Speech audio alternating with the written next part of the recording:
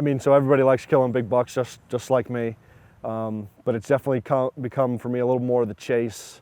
You know, the adrenaline rush you get, like in my mind when I go out in the morning, it's, you know, I think, oh my God, this buck could come out any minute, and just thinking about it, it gets my heart racing and whatnot.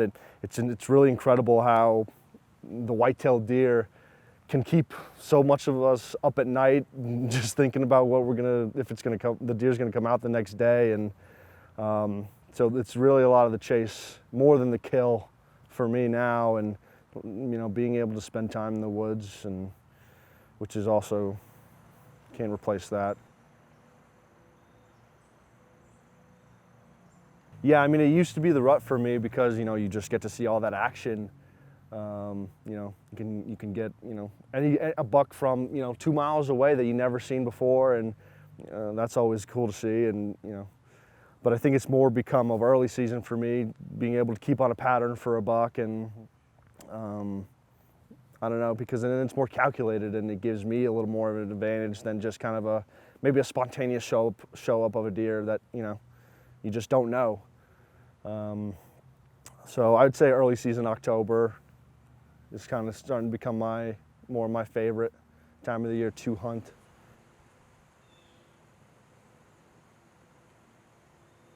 You know, I kind of want to bring the reality of what goes into hunting. You know, I feel like in the last couple decades, hunting has got a reputation of all the kill and whatever, and as much as that is a big part of the sport, you know, there's a lot more that goes into it, you know, in terms of tradition and friendship and preparation. You know, so that's what I think I and we want to bring to everybody, to show them what else goes into hunting. You know, it's obviously more of a lifestyle than just, you know, a couple months out of the year when you just go sit in the woods. It's way more than that. My grandfather grew up in a time where, you know, a lot of people were just shooting whatever they saw. You know, if it's brown, it's down.